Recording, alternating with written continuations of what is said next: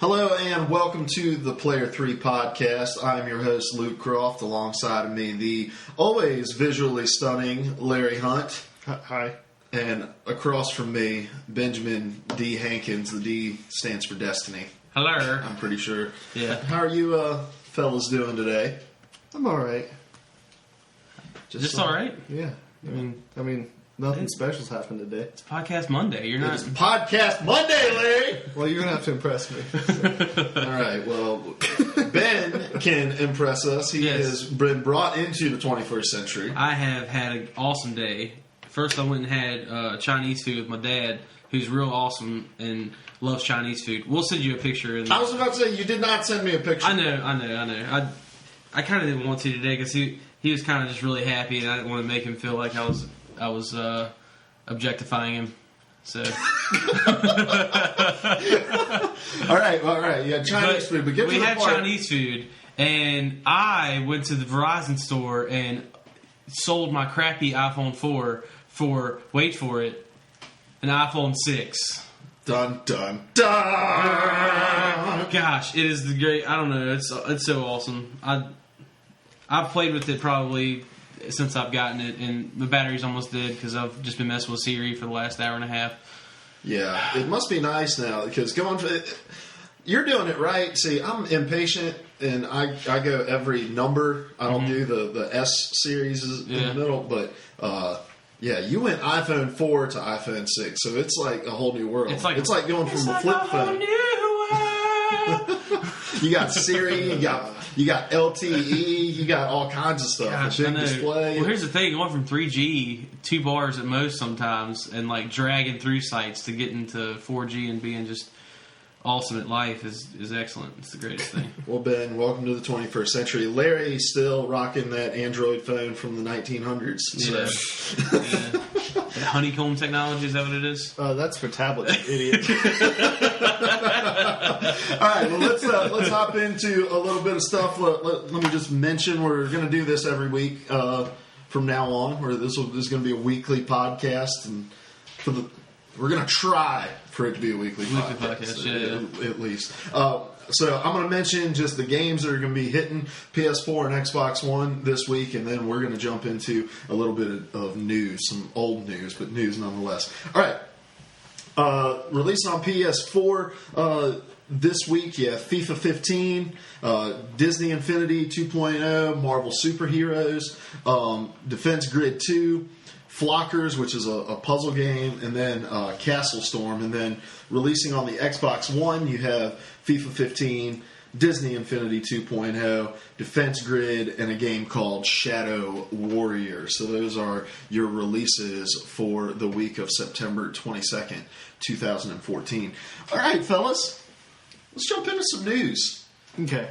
News with the podcast guys. No. Yeah, I like that. All right. That was horrible. That was awful. All right. So this was a story that broke actually a couple weeks ago, and it was still kind of in development when we recorded the podcast last week, but Mojang, the developer for Minecraft, is being sold to Microsoft for $2.5 billion. Thoughts? Microsoft's a bunch of grubby little jerkwads. I'm completely fine with this decision. The PS4 owner thinks it's a bunch of money-grubbing jerkwads, and the Xbox owner is okay with it. All right, let's start with Lars Hunt Zombies here. Yes, what? I don't know. It's a lot of people have been real upset about it, and I'm just really confused by that. It's not like this is a game that has 5 years of life left anyway. Yeah. This game's on the decline already, and I don't know. I think it was a smart thing for him to do. I don't think he wanted to be the big game developer ever, and so to walk away with billions of dollars in your pocket and. Yeah, I think the decision has very little to do with this iteration of Minecraft. First of all, it's going to continue to be on PS4, PS3, Mac, PC, all of those things. Like, those things aren't going to stop. And then, for the most part, if you want to play Minecraft, you already own it. Yeah. Like, there's not a ton of new game sales going on, although I am in the boat of want to play it but don't have it yet, and this is the news I was going to break to you, Ben. Larry is purchasing it for me on the Xbox One. So. All right, I'm going. All right, Ben is exiting the podcast. All right, before you leave, why don't you tell us why you think Microsoft is a bunch of money grubbing? I don't know. I just feel like Microsoft's always like that company who they have money, and they show that they have money by like going after AAA titles and exclusifying them for their. Hold on. And I understand that Minecraft isn't a AAA title. There we go. That's not the thing. But I know that like Microsoft's always throwing their money around, trying to just we're Microsoft and we're the king of the video game industry and we're gonna just buy all this stuff. I don't know. I love Notch's.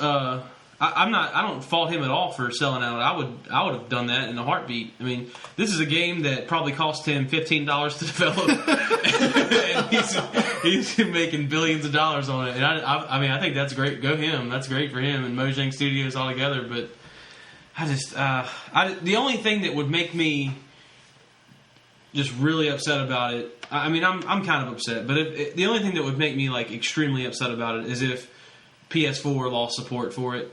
And I could fall back to my 360 version, and I'm probably going to get it for Xbox One when I get my Xbox One. But still, I don't know. I just feel like I bought a $20 game, and I want support to stay for that $20 game for as long as I would like it to stay. Right, and I don't think they have any plans on removing support for the game. I haven't read anything about it. Everything I've read has said they're going to continue supporting this game, and this is really about Minecraft 2.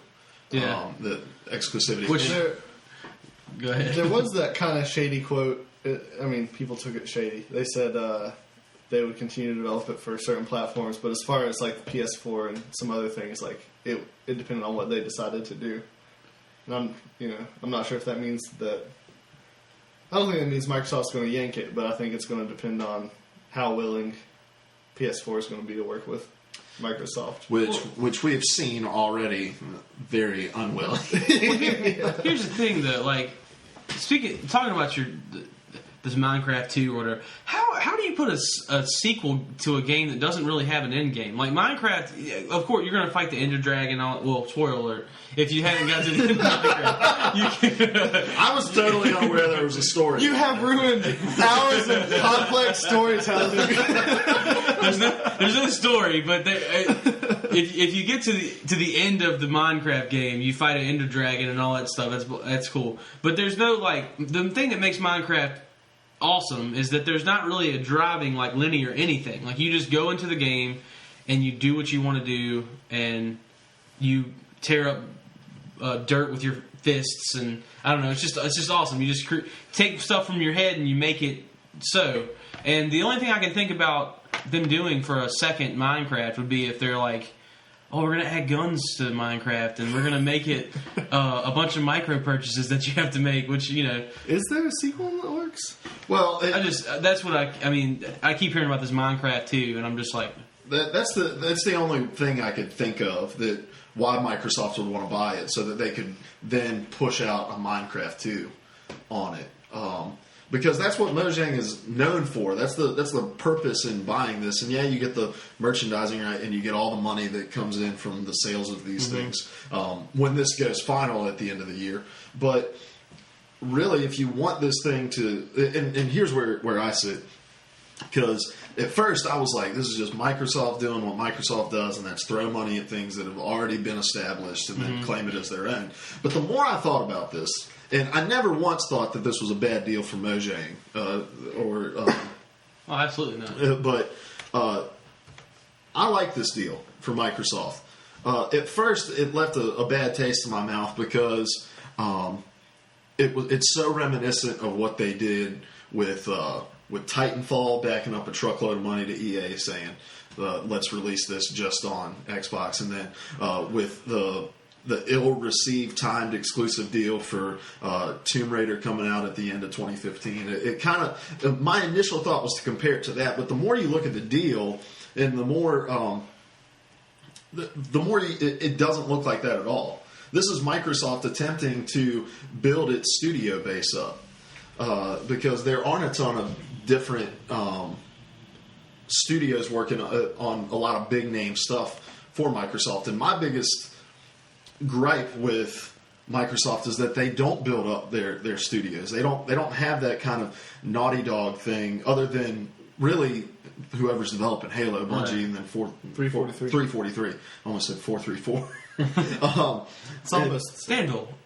But the deal just makes so much sense for Microsoft because the Tomb Raider thing didn't make a ton of sense because I don't think Tomb Raider is a system seller. And the Titanfall thing was like an 11th hour, let's back this truck up because we're going to lose this thing because of the way that the DRM policies were received at the beginning. And so the Tomb Raider thing didn't make too much sense. The Titanfall thing made a little bit more sense. A lot more sense. And this one makes sense because Minecraft 2, if they do develop a Minecraft 2, it will be a system seller. And maybe not to people like us who understand, like, what are they going to add to a Minecraft 2 because there's no real story in the Minecraft series. But PlayStation doesn't have a title they can market to 10-year-olds. You know, my wife's a first grade teacher, and she has kids that talk about Minecraft in her class. And PlayStation doesn't really have that thing where they can market to the elementary school, middle school kids who really took hold of Minecraft. Because, let's face it, Little Big Planet 2 isn't a system seller. You know? Yeah. And the neglect that Xbox and PlayStation both have to that demographic is the reason Nintendo's still in business. Right. And so this kind of cuts into that market as well. Because even though they're not removing it from the different platforms for the original Minecraft, saying that Xbox One has bought the Minecraft studio gives it a perceived exclusivity. And for those people who don't do their digging into this stuff, they're going to think, well, Minecraft is only on Xbox. So it's going to sell 360s, it's going to sell Xbox Ones, and because we all know who's going out and purchasing these systems for 10-year-olds. They're ill-informed parents. Correct, yes. And so, for me, the deal makes a ton of sense for Microsoft because it gives them a leg up on a demographic that going into the holiday season especially matters immensely. And then, obviously, for Mojang, you have a group of guys who didn't want to work on something this large. In fact, the quote here from Marcus Persson, he said, "I'm not an entrepreneur. I'm not a CEO. I'm a nerdy computer programmer who likes to have opinions on Twitter." And he developed this game for, like you said, like this $15 game. Yeah. Not a ton of development costs. I mean, everything in Minecraft is pure profit. You've got to agree. Like, it's just... He didn't want it to be... He never expected it to be this global empire. And it's not that he doesn't appreciate it, but it's just that he wants to go do what he enjoys doing, and that's developing games. And it takes too much time to run. I wouldn't know from experience, but I would imagine it takes a lot of time to run $1 billion empire. Yeah, it is kind of time consuming. Ben knows from experience. And so, for me, I think it's a good deal for both of them. I think it's an opportunity for Microsoft to finally build up a studio to make games, and even if it's not Minecraft 2, you can always market it as from the makers of Minecraft. You know? And so, great deal in my opinion. Any other thoughts? And I hadn't thought about it until you said that, but just it's a good move because one of the big criticisms leveled at Xbox is that they're like PS4 is the place for indie developers. Yeah. And I don't know if you could still consider Mojang an indie developer, but right. Well, not at this point. It'll help them at this. I would concede that I think they made a good move, but I just the big business of Xbox trying to beat out everybody else. It just kind of, that's the point of business. Yeah, but I just from a consumer standpoint, that's the way you always first respond as a consumer. Because I was the same way, like stupid Microsoft. Here we go, doing what stupid Microsoft does, and I'm an Xbox One owner. All right, we can talk about that more if it comes up in this conversation. But you two have actually played next gen Minecraft. Mm-hmm. What are your thoughts? I haven't got a chance to play it yet. Maps are huge. They are humongous. 36 times bigger. And easy to get lost. I feel like spawns are a lot more frequent too. Is that the case? What do you mean? Mob spawns? I feel like just from playing it, I feel like I get like mob spawns a lot more. And if you don't know what that means, that's when like the zombies and the creepers and stuff come out at night. I get a lot more than I normally would have. Like I play on medium, and that's the like medium difficulty. And that's like the middle of the road. Yeah, and I get I don't know. I get more mob spawns than I remember getting on the PS3 version and on the computer version, really. So I like that. I noticed that I was dealing with them more, but I think I didn't know if it was because they spawn more frequently, or in my maps there were just more places for them to stay out of the sunlight until it was inconvenient for me. Yeah.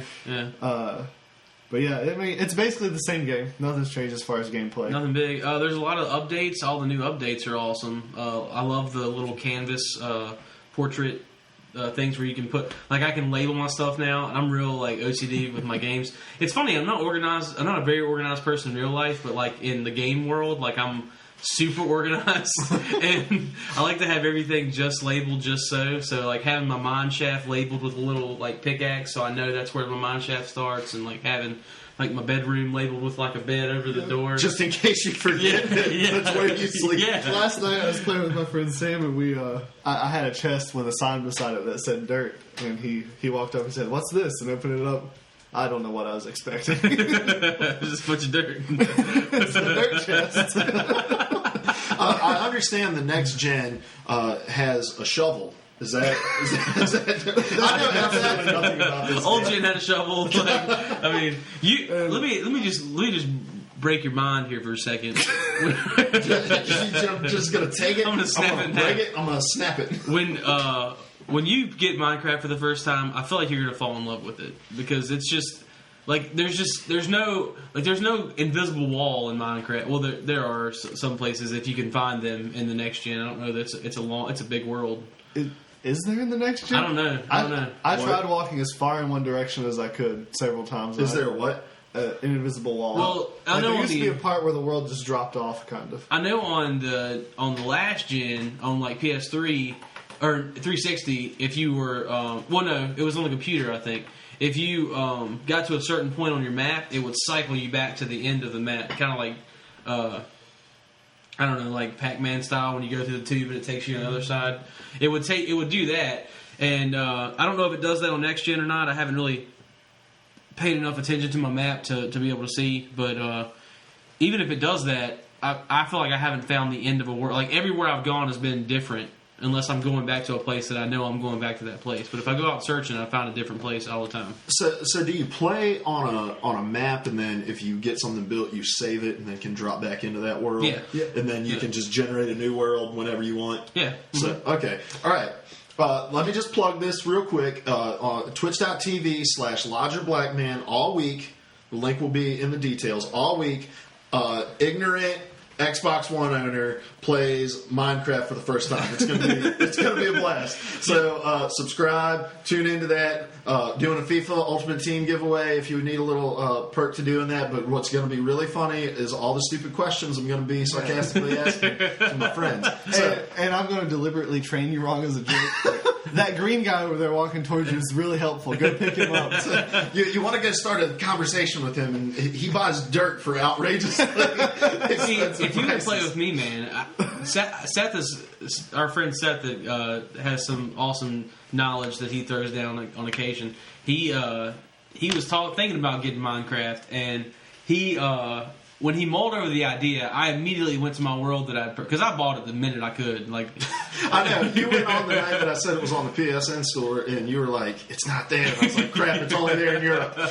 Yeah, but I immediately, when I could get into my world, I started making a world wherein I could give him everything to start him out perfectly. Like, he had a diamond pickaxe, like a gift basket. Yeah, he's already got a diamond pickaxe. He's already got like a stack of iron ingots. He's already got like I don't know, like 2 or 3 stacks of torches. Like he's set for a little while on our world. I don't believe in this. I don't believe in creative mode or peaceful mode. I want zombies to try to kill me. No, I want to drop into a world with nothing but my fists. It is what it is. And I'm in the survival mode, but I want to have him set so when we go in there, he doesn't have any excuses as to why he can't defeat the zombie horde. I don't need your filthy handouts. This is America. We forge our own path here, all right? You're going to punch your first zombie to I'm going to death. punch that thing. Can you do that? Yeah, you can do that. Yeah, you can do that. It takes forever. Okay, with me starting my Minecraft journey this week, I'm going to put you guys on the spot. Give me your 2, no more than 2, most helpful tips in playing Minecraft. Okay, I can easily do that. Go ahead. I feel like, all right. It may It's like, seem, can I do 8? Is 8 an option? 2. It may seem futile to do this, but I would advise you to mine as much wood as possible, like as much as you can, before the first night. And to go hand in hand with that, when I make my first little shelter area, I don't create like an outside the dirt shelter. I dig down underground and just put torches underground and have like a little box underground. So mine as much wood as you can, and don't worry about making some huge awesome shelter the first night. Just survive the night. I am already planning on building a replica Taj Mahal to live in the very first night. So, all right, Larry. Other than pouring lava on everything you put up, what else can I do? Well, you've ruined what I'm going to say because I have a very unique way of playing Minecraft. Just burn everything. You'll die a lot, but so will everything else. Is this an actual tip? Yeah, I frustrate people sometimes when they make things out of wood because I accidentally mess up and destroy my friends' houses. But so you should have come and played your PS4. And gosh, the second tip: don't neglect food. Yes. You can starve to death. You can starve to death. I don't know if there's ever been a day I've neglected food. With Larry's tip, I would say try to hunt spiders so you can make a fishing pole, because fish is a renewable food source. All right, that Ben is a third tip. yes, I understand. All right. Any last words on Minecraft here? No, I love that game. It's great. It's fun, and probably the PC people are just laughing at us right now because there's so much. We're like not even updated to their level. No, console PC's got race. like ridiculous stuff on their Minecraft version. So yeah, like you can mine actual sugar cane. You can. All right. On that, let's move on. So Saturday, we heard from gamers' most frustrating preteen angst group, the Lizard Squad, as they DDoSed Destiny and COD Ghosts on both the PS4 and the Xbox One. And I think they also managed to shut down PlayStation Network for several minutes again. So that's what that was then. Huh? That's what that was. Yeah. I couldn't get into the freaking servers, and I was like, what's going on? Yeah, just always go on Reddit. They'll always let you know. Okay. Just go on that PS4. They will let you know. My question here: how are these guys not caught yet? I don't know. My question is here: how are these guys still doing stuff? Because no one likes them. I know. And they do a bunch of just like, who wants to take Destiny down for a few minutes? Like, that's just. It's not even cool. Like, are these the same people who did that hack and got PlayStation Network's CEO's plane ticket? Okay, if Anonymous is telling you that you're an idiot, then you're an idiot. I know. Yeah. That's my thought. Is they got the CEO? I can't remember who exactly it was. But their flight information and called in a bomb threat to their flight, got it grounded. And how the NSA is not at your door, knocking it down and arresting you, which I think 2 of the guys did get caught in that, but there's more out there. But when Anonymous is telling you, like, cool your jets. Mm-hmm.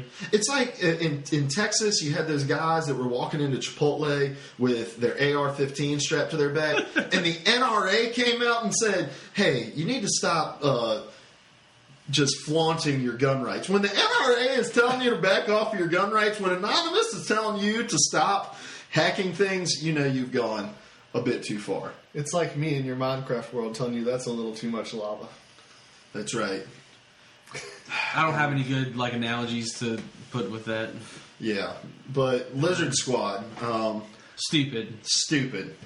Your final word on that, Larry? I'm going to go with stupid. Yep. Lizard Squad. Stupid. All right, here we go. We've been playing some games. We've had an opportunity to play several games. I have been playing a ton of FIFA 15. I got to play the demo to Forza Horizon 2, which releases not this Tuesday, but next Tuesday. FIFA 15 will be out this Tuesday. Ben, you've been playing. You played the FIFA 15 demo. Yeah, that's pretty good. You played Velocity 2X. Yeah, that's the free to play PS Plus game of this month. I think it's this month's free to play. I'm pretty sure it's this month's free to play. All right. That game's it's a lot of fun. It's like a platformer kind of, but not really. It's got platformer elements, and it's got top down airplane shooter elements too. Like, you ever played that game 1984? It was like an arcade game, and you look down, and it was like a plane driving, and you had to avoid bullets and stuff. It kind of has that feel to it a little bit, and it feels kind of like Mario, but you have this awesome hand cannon thing where you can shoot stuff. I don't know, it's got teleporting in it and stuff. It's just really addicting. The gameplay is not super complicated, but it's just, you just want to keep playing it. I played it the other night. We were going to play Destiny. We were going to farm a little bit, and I couldn't get off playing. I was just sitting there just playing level after level. And I think with those instant collection games and the games with gold, and we'll get to Larry. Larry got to play Super Time Force on Xbox. Mm-hmm. That's what it's all about. And gaming, I guess, is all about that in general. But just how fun is it to play? And I understand if you're paying $60 for an experience, you want an experience, you want something that's in depth. But if you're getting it for free, if you can pour a couple hours into it and have some fun out of it, I think that makes it all worth it. So it's a solid game. If you have the chance to pick it up, just go ahead and scoop it up. Velocity X2. Oh, X2. I said 2X. 2X. I think that's what it is. Maybe. Oh, you're right. Yeah, I'm wrong. You're right. Okay, Velocity 2X. It's hard to keep up with all this stuff. I'm running $1 billion company. I have, Yeah. I purchased Mojang. My name is Microsoft. Yeah. Micro. Yeah. Soft. Hello, Mr. Soft. All right, you got a chance, Larry, to play Super Time Force. Tell us about it. It was a neat game. I started playing it. I thought it was going to be, all right, this is cool. This is like a retro platformer game, kind of like Metal Slug running through. If you get shot, though, one time you're dead, and that seems frustrating at first. But then that's where the game gets really cool, because you can rewind time. And you can rewind all the way back to the beginning of the map if you want. You can rewind a few seconds if you want. But when you rewind, and you've got a few characters you can select from, and that grows as it goes on. Each character has different abilities, different guns. You pick your character and you spawn wherever you stop rewinding at. And you start going through the map again. But while you're going through the map again, the first version of you, all previous versions of you that went through the map are also going through the map and shooting the same stuff they shot at and doing the same stuff they did. So there are bosses you have to die several times to rewind so that you have 10, 15 of your people on the screen all fighting the same boss. That's really cool. It's a really interesting twist on a platformer. Is this just Xbox? I think so. No, I thought Super Time Force right. was an instant collection game too. You're right. I believe you're right. But it was a really fun game to play. I went to play just a little bit of it the other night and wound up playing until 3 in the morning. So. Yeah, there you go. I guess you could say that's a pretty fun game, pretty addicting game. See, I have a hard time getting into those kind of platformer things. I'm not really a retro gamer. Mm-hmm. I'll go back and play Super Mario Brothers every now and then if I want to just kill some time. But as far as top down and is that side scrolling? Yeah, Super Time Force. I have a hard time getting into those games. But the whole twist of being able to rewind, that's pretty sweet. Yep. Well, the game that I got tasked to try out this week was Forza Horizon 2. They released their demo. That's releasing September 30th. That is the Forza series open world game. And so it takes place. You're at the Horizons Festival in I think it's like North Italy, some of Spain, some of France, and just huge, like even in the demo, just a huge area to be able to drive around in. And as far as gameplay, I'm not really good at racing titles, but this was just like really accessible. It was a lot of which I played with some of the driving assists on and stuff like that. But they have the suggested line to drive in like a lot of racers have now, and you get points for like drifting and stuff like that in races, and I've always been really, really terrible at those sorts of things because I tend to spin out. But the controls were just really smooth and really forgiving for a player like me who's not very good. The open world, it was fun to just drive around.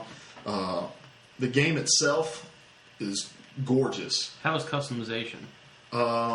You don't really. I don't think there is much customization. There's a ton of cars. There's over 200 cars to be able to play with, but it's not like a Need for Speed Underground. Are they like realistic cars? Like, yeah. Okay. Yeah. It's more of an arcade style racing game. Like it's not really sim racing, but yeah. But I think it's going to be a really interesting title releasing near Drive Club. It's like I said, it's visually stunning,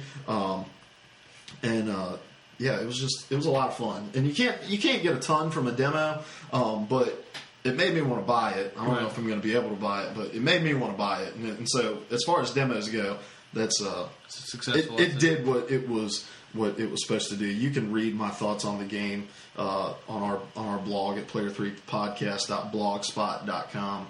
We'll link that in the comments. All right, and then the game that you and I got to play, you got to play the demo. I actually got to play the full version through EA Access. FIFA 15. Yeah, it's just a really pretty game. It came together really well. The whole like change to the living field is it's a needed improvement for the generation that we're in because we have the technology.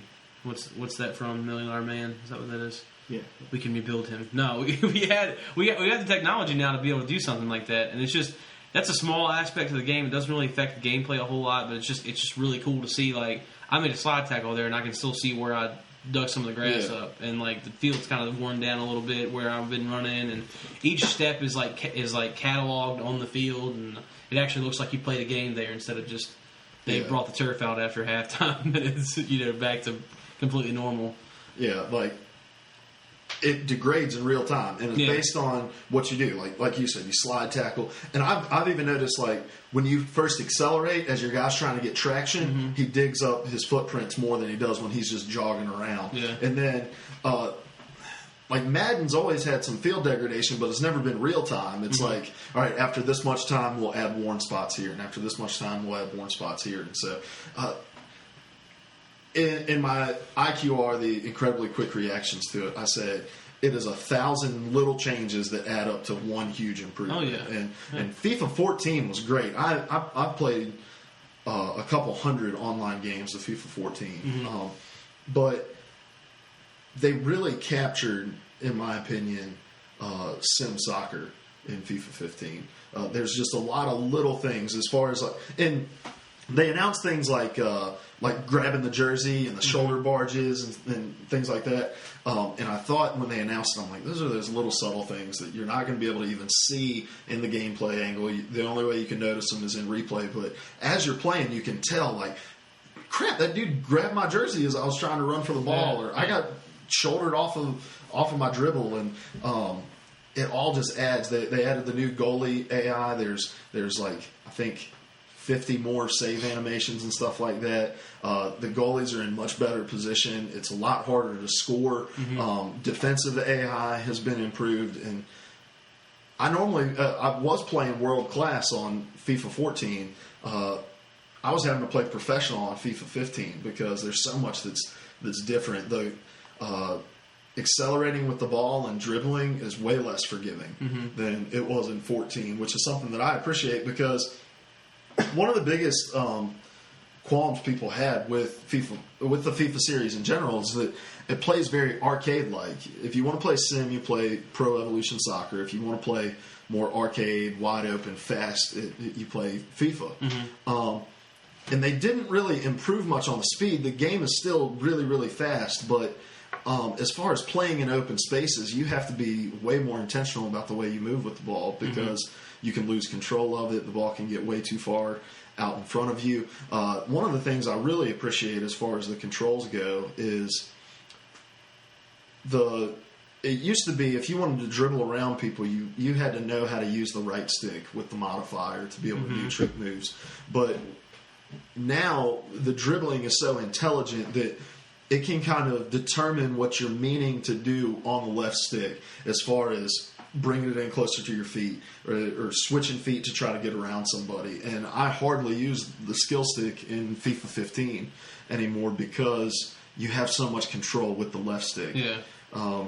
So overall, the only really frustrating thing that I had was I tried maybe 20 times to connect to an online game, and I got into one. And that may just be that, the servers are just now getting up on it, or I don't know. I kept getting a NAT error, but my NAT isn't messed up. Yeah. And so that was frustrating, but everything else, and I didn't, 6 hours of gameplay, you can't jump into game modes like career modes or anything like that. But as far as just on the pitch play, incredibly fun game. Yeah, it's a lot of fun. I think the fluidity is a big thing for me, though. Like, I feel like it just played so, like you mentioned, in understanding when you wanted to pull it in close, or understanding when you wanted to do a certain thing. Like, I found my player like dribbling out of stuff without me having to do a whole lot of input to make it happen. Like, it just understood that that's what I was trying to do. And I found out, like, last year's game, I'd always be like, crap, I didn't mean to pass it to that guy. Like, I didn't mean to go there. And like this game, it just feels like, okay, I made a bad pass, or I meant to go there. That I'm glad it went there. I feel like my input is actually registering more than it did last year, which is an awesome thing for me, because I don't want to. I like to fault the game anyways, but I have a lot less opportunity to do it. Having that in place. Yeah, it's an intuitive experience. Oh, yeah. Like the game kind of understands what you're attempting to accomplish. And on the Xbox One, with the Kinect, there's a lot of different voice commands, and they had some of those in FIFA 14. But you can make subs with just your voice rather than having to go into the menu. You can switch your formation. You can switch your attacking and defending style. There's so much you can do with the Kinect that I really enjoyed as well. And then the last thing was, two more things. The stadiums themselves, as far as the crowd noise and those sorts of things, I think it took it a step even farther than FIFA 14. Like, you can silence the crowd with a great goal if you're on the road, or you can make the crowd explode if you score a goal at home. And it really it's such a satisfying experience to hear how the crowd is reacting. And then the last thing I was going to say is the players seem to have some weight to them, and I guess that's part of the controls. But like the movement, you have to be intentional. And I felt like last year in FIFA 14, like when guys go up for headers, you could see where the ball was going afterwards, but you didn't really see how it ended up like that. Like, you didn't really notice a guy getting his head on the ball. This one, like, for every movement of the ball, you can see the animation that made it do that. Like, the improved ball physics and stuff like that were great. So I'm actually picking that one up. I'm going to finish paying it off tonight and then pick it up tomorrow.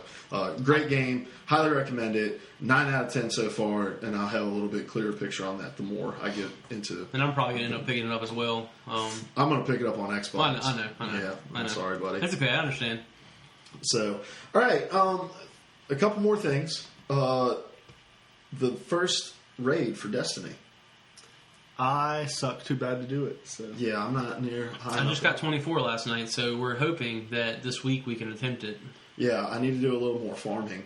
But it got released last Tuesday.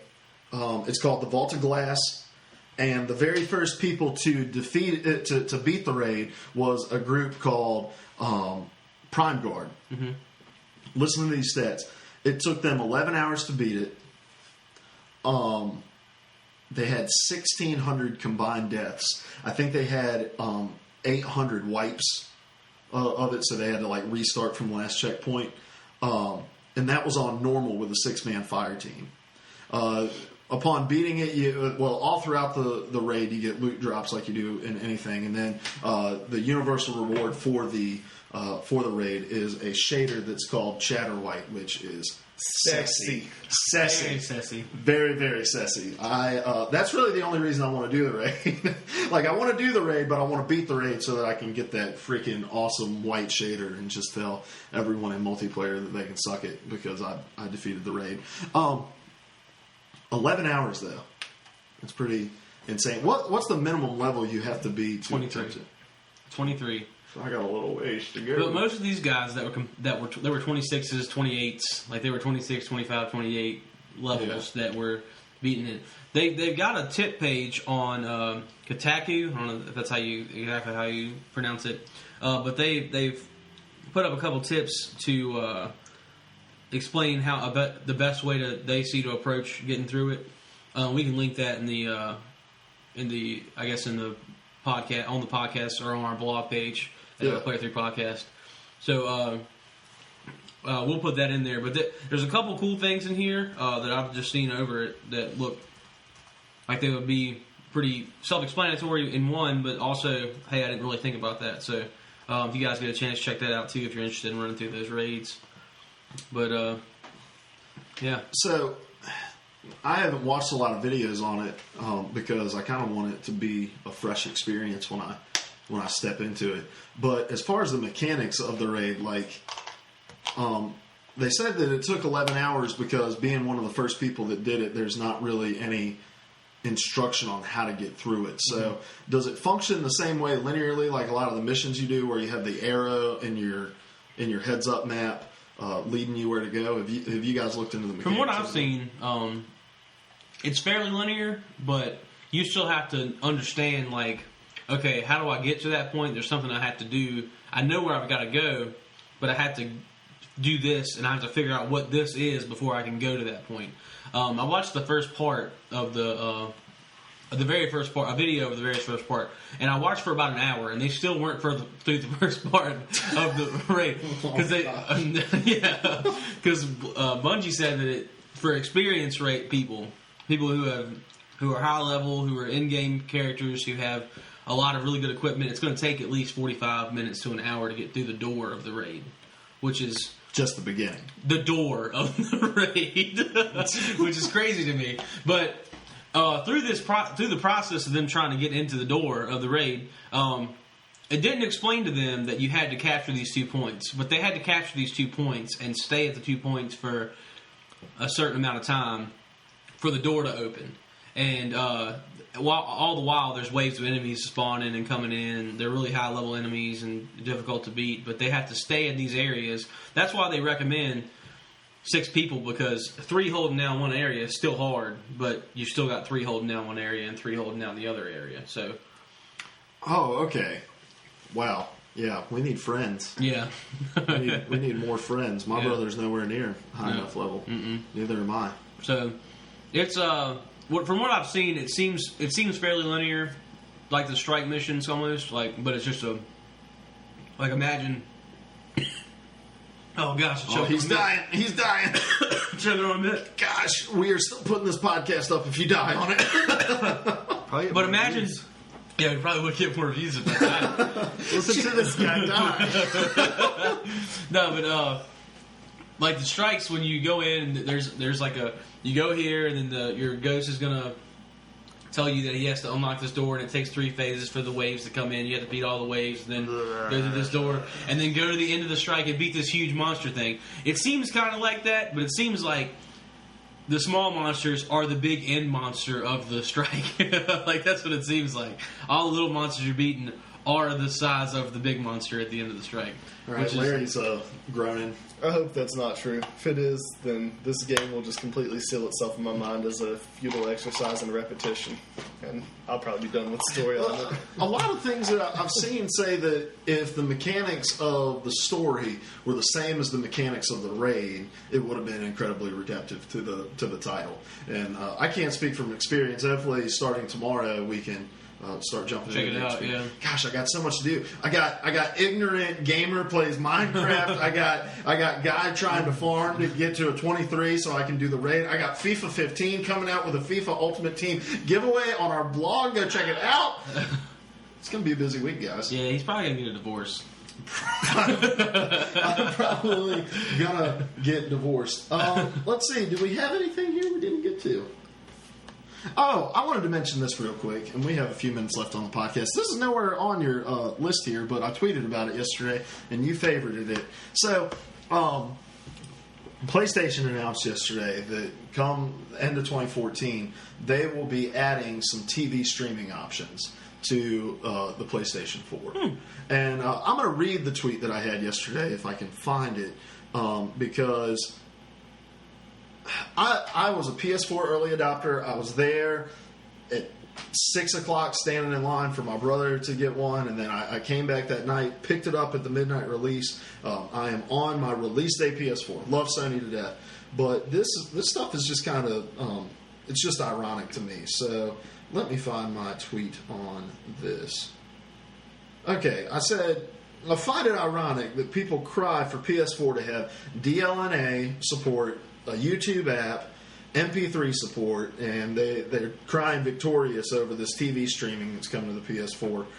But yet, when Xbox announced all their stuff, it was, oh, they're just an entertainment console.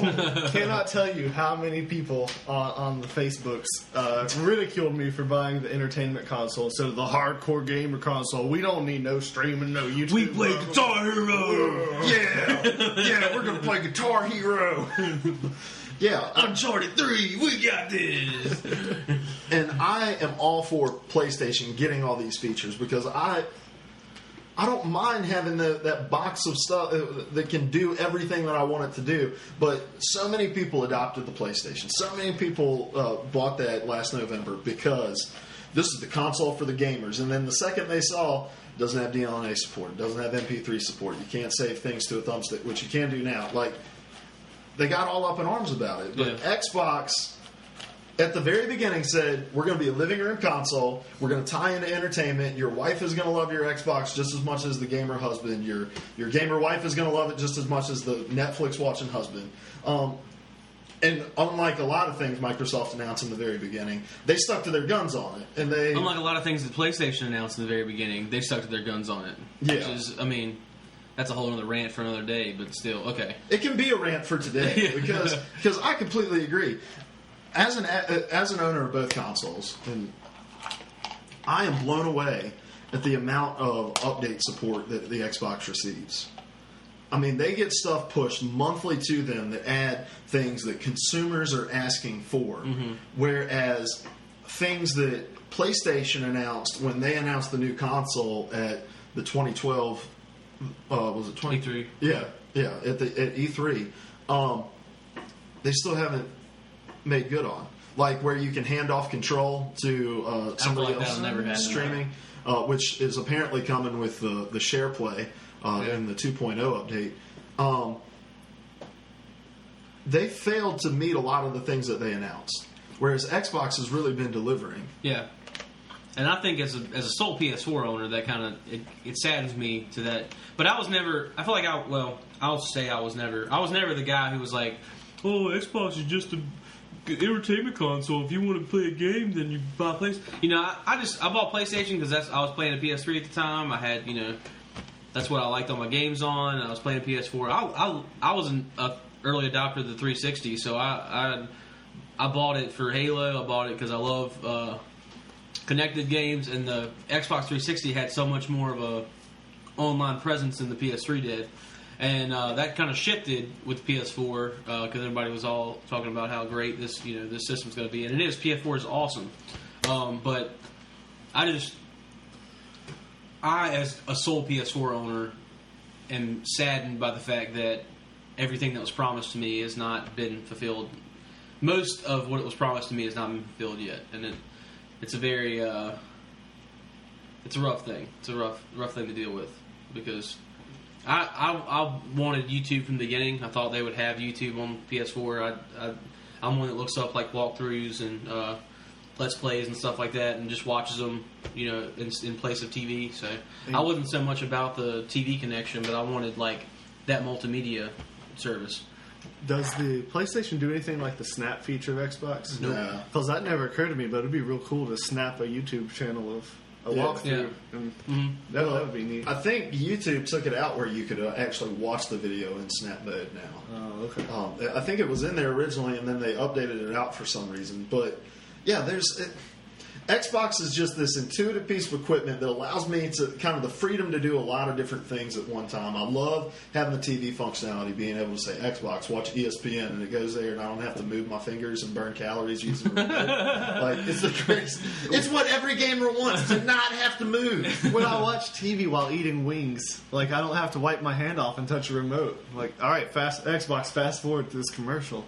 Yeah, and so it's one of those weird things that, like, they shifted. It was in the beginning. It was PlayStation was the gamers console, Xbox was the entertainment console, and then this last E3 especially, it was indicative that, like, Microsoft, thanks to Phil Spencer, was going to come out and they were going to hammer games. Everything they announced at E3 this year was games.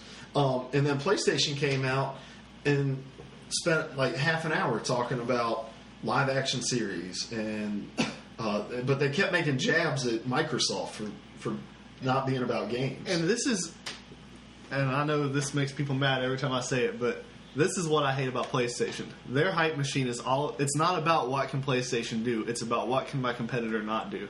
And they flip-flop all the time. Like, last gen, they ridiculed the Wii for their nunchuck thing the whole way through until the Wii was super successful, and then they made a nunchuck with a glowy ball in the end, and look how innovative we are. Yeah, the Move controller. That was crap. And all 15 people who purchased it. Yeah, you're one of them. I was one of them. I thought I could play Tiger Woods, and it didn't work like I wanted it to work. Yeah. But yeah, so I think it's just the fact that PlayStation. Well, it's the business, the big business thing of it, because you look at Xbox.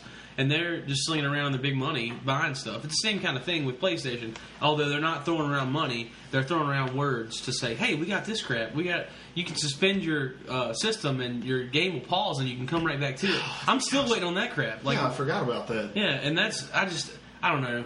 I feel like I bought into the hype of PlayStation has a better operating system. PlayStation has higher performance output. PlayStation is a better resolution than Xbox, and I don't really care now. I wish I had all the features that they told me they would have. And everyone bought into that, and the E3 where they're announcing the next gen consoles, like, nobody remembers that one system crashed and one didn't on live TV.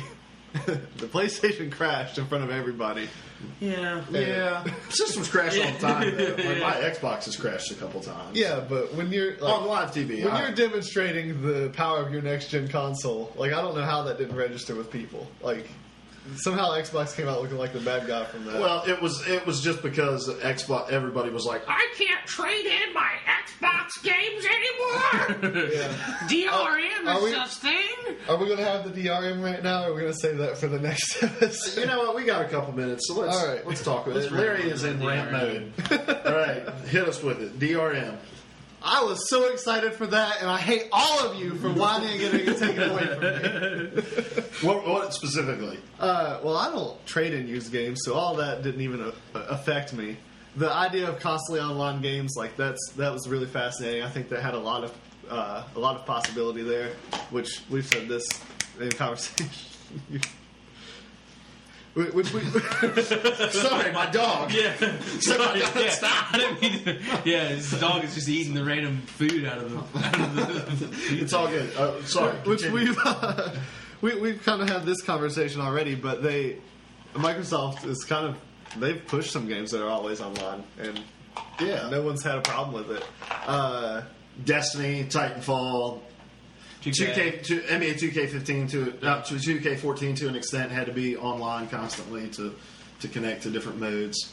Yeah. And I think there were two gripes about it that people had. And the first was, I'm not going to be able to trade in my games, which they had ways of. The thing I was excited about when I heard about it was you would be able to buy physical copies of your game and convert them to digital, so that you weren't having to constantly switch out discs. It's the sole reason that I would want to go digital, is so that everything is right there on my console. Mm-hmm. And I think the way they were planning on doing that was each game comes with a code on it that you enter into your system. You go, you trade your game in. When somebody buys that game and puts that, or when when GameStop or something enters that code in, it takes it off of your system, and then you no longer have access to it anymore. Mm-hmm. But through the ownership of the game, the life of your ownership of it, you wouldn't have to put the disc in, and that was really cool to me. The idea of game sharing was always really cool to me, and I just the whole people that don't have internet thing, like, I don't know the statistics on it, but I feel like if you're a console gamer, you're probably online. And my thing is, if you don't have the internet, why do you console game? Like, why are you a gamer without internet? Like, I understand, play like a Nintendo or something. Like, play like old school stuff. We're in the century now where everything is connected. Everything is pushed through an internet connection, and internet connections aren't crazy expensive. Like, they're not ridiculous to have. And I understand that some places can't harbor an internet connection, but Larry is going to dispute what I'm saying. We can drive 20 minutes up the road to a place where you don't have internet access. There are lots of places where you can't get online all the time. I understood the complaint. I don't think the complaint was big enough to override to cause an entire philosophy shift from a company. Well, and you can have games that aren't that are. You can market everything as always online, and you can have it as this state of a game that you have to be online to play this thing, and also have aspects of that game that you can play off of a connection. Like, that doesn't mean just because you are doing an always online direction for developing games doesn't mean that you have to have every game that you put out be always online. Like, or digital content games doesn't mean that you have to have every game that's going to make you have a connection. That's what Microsoft was going for, though. Yeah, it was every you had to be online to play the Xbox, right? But no, I think it was you had to your Xbox had to register online once a day. So you just had to connect for 20 seconds once a day, and you'd be okay. And so, like, if you think about, for those of us who do have internet access, how many days would you have not had access because you went an entire 24-hour period not being able to check in online? Yeah. 0 for me. Yeah. And really, the only time I wouldn't have internet for an extended period of time is the time I wouldn't have power for an extended period of time. And if I don't have power, I'm not playing my Xbox anyway. Mm-hmm. But I think there was so much potential in what they could do digitally that could have been. And the thing is, they're doing those things still. Like, they just morphed to doing it more creatively. EA Access it's DRM. It's the idea of owning things digitally that you don't technically own digitally, with the EA Vault, with the discounts coming for online games, the free to play weekends that they had for, like, Forza Motorsports 5, the games with gold thing, having that digital. They're really they're pushing now what they wanted to do a year ago. In the sense of getting people to convert to digital gaming over physical copies of games. And I think a big thing that's going to put them over the top is going to be remote play. Because I owned the Vita for a while. I got rid of my Vita because I couldn't connect to my PlayStation fast enough ever to get good signal. But I wanted to own games. I would want to own games digitally if that worked, because if I'm 3 hours away from my house, and I'm limited to only what's in the disk drive, I want to have other stuff on my hard drive to be able to play. And so Microsoft has been testing out, like, browser-based remote play, and then Sony is doing the Xperia phones and tablets that are going to be able to remote play alongside their Vita. And the more people get into remote play, the more they're going to want things on their hard drive so that they have options to play when they're away from their consoles. Mm-hmm. And it's all these for Microsoft, it's all these creative things to push the agenda that they could have gotten done much, much quicker if people would have just accepted it when it happened. And now it's just going to be what markets always require, which is a slow phase in. But I was really excited about the potential of what could have happened with Xbox when it was all announced. And I don't know how much this got talked about, but a friend and I bounced around the idea of persistent worlds where things were always happening, whether you were on the game or not. And that would be an amazing, amazing thing. Like, just imagine Destiny well, it does still do that. It's kind of, but there's not really a whole lot that changes with the world in Destiny that you miss. But, I don't know, like, it would just be, if stuff deteriorated and you had to get on to be able to make it better. It's kind of like if you ever play Ingress. Yeah, but to be able to jump into a world that Larry and I have been playing in, that Larry's not currently logged into right now, and be able to do things in that world. But and those things are coming. H1Z1 is a persistent world thing where when you're done at the end of your day, you have to go find shelter to sleep in to go away from the elements so you're not eaten by a zombie or raided by a bunch of bandits. Like those things are going to be cool, but online play could have been so much more innovative in the last year. And what's coming down the pipeline, if it wouldn't have been for Microsoft having to change direction. But the market forced it. The market forced it. The market forced them to take Kinect out. And then the market bit their heads off for changing direction, for doing what they asked them to do. Mm-hmm. Yeah. It was frustrating. Yeah. And a year out, Xbox is still reeling from those decisions. They're still playing catch up, and now they're having to save face in front of people. And I think Phil Spencer's done a great job getting them refocused, talking more and more about what people claim to want to know more about, which is games. You have exclusives that are coming for the Xbox that people are excited about: Forza Horizons 2, Sunset Overdrive, Master Chief Collection. Further down the line, Master Halo Chief 5. Collection. And at the end of the day, it's going to be the games that sell these systems, and Minecraft is going to be a system seller. You know, these different things are going to sell systems, and it would have just been really nice to have those options for the DRM policies would have afforded us. So that ends the P3P Rantcast portion of this podcast. We're gonna wrap this up. We're just a little bit over an hour right now. We're gonna go around and give Twitter handles. It's Notre Hankins at Notre Hankins. At Notre Hankins. Follow me on Twitter, and Who Bomb Trady, my Twitch channel. You can find me there too. Yeah. And he will be playing what this week? Destiny. I'll be playing Destiny and Madden on Twitch. So if you want to check that out, we're in our regular season. Won my game today. Sweet. I won by 26. I'm destroying everybody. I have 2 awesome games on my channel right now because I've archived all my videos, so you can see my. I think it was my Bills game, maybe my Lions and the Bills game, which came down to the wire, and then my. Vikings and Lions game. That game down the wire as well. let's not be biased here because your Lions Packers game also came down to the wire. It just didn't turn out the way that you wanted it to. So there are 3 excellent games on Who Bomb Trady's Twitch channel. All right, at Lair Hunts Zombies on Twitter, and if you want to ease my loneliness on Google Plus, I'm on there. You're going to start streaming too, right? Maybe. We're going to try to talk them into it. That way we can get both ends of the spectrum there when we have Ignorant Gamer plays Minecraft for the very first time. I'll admit this. I'm not streaming because I'm pretty ignorant in technology. And I guess I just have to click some things to stream. I don't know. I'll help you. I will really since you're helping me learn Minecraft, I will help you learn Twitch. All right, me personally, you can find me at TK from Antioch. You can find me on Twitch, Lodger Black Man. That's not larger. That's Lodger, Lodger. I am not a black man, by the way. It's just from Psych, which was one of the greatest shows to ever air on television.